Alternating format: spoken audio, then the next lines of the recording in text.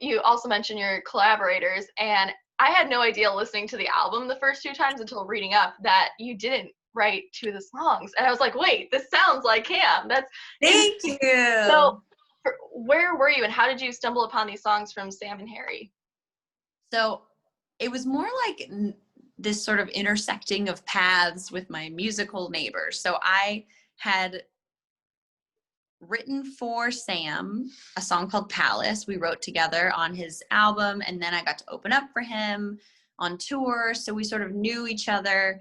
And at that point, when Tyler, who works with me on a lot of stuff, had been working with Sam and sent over this demo, I listened to it. I remember listening at a crowded cafe in New York, listening over the phone, being like, oh, I know this sadness where your ex is moving on. And you would love to just say, you know, when people are like, how you doing? You're like, oh, I'm fine. But the truth is, if you're Sam Smith or if you're me, you have to be honest. Like, one day I'll be fine, but honestly, right now I'm not okay. And that vulnerability paired with these big soaring melodies is just, I live for that. I love that. And Harry, I got to open for him at the Ryman a few years ago. And then again, Ty, one of my collaborators, was working with him on his albums. And I got to hear a demo. Like, really, it's all very like not professional, sort of like friendly under the table type stuff, you know?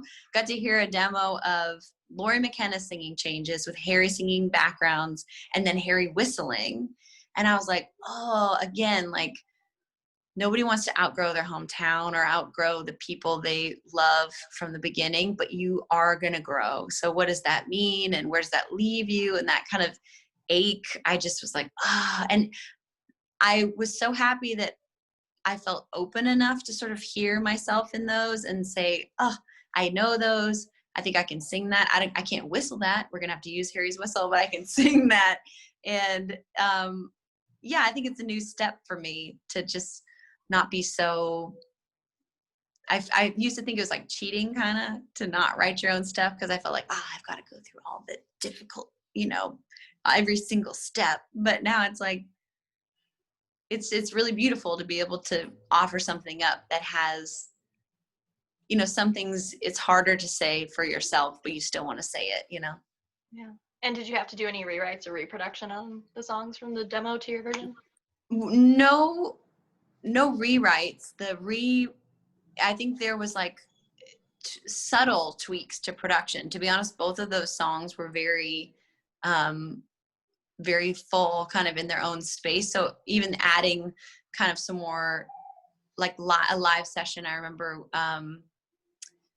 of instruments for Happier for You and changes, you know, the synth underneath the choruses and stuff, just really subtle, like things that just enhanced what was already there. Because I definitely feel responsible to, you know, not just me and how hard I am on myself, but how I want to execute the vision of, you know, now Harry Styles and Sam Smith too at the same time. And I felt that too with the other side, working with Tim, and how much of a perfectionist he was. Like, that songwriting session was like a master class. Like, I took a cigarette break, and I don't smoke cigarettes because it was so intense. Like, just, he was so nitpicky.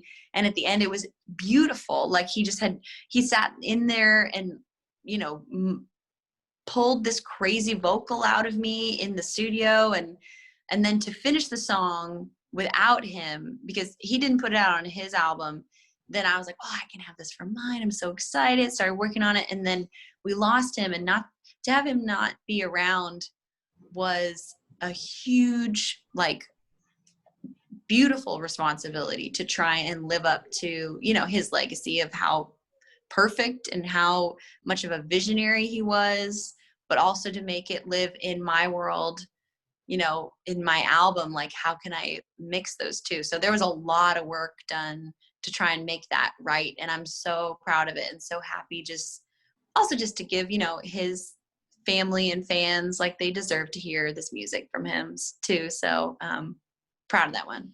Yeah, that is amazing. And I mean, obviously Avicii couldn't hear the final product, but did Sam and Harry hear it? And did they say anything about it? Yeah, they loved it. Yeah. I mean, if they didn't like it, I don't think I would put it on the album. I think that would not be the thing to do. So no, it's really nice when I work really hard and I like to try and get it to done, like completely done before I show, just to make sure it's not like, oh, I hope you like where it's going. It's like, no, this is it. Like, I hope you like this, and good thing they did.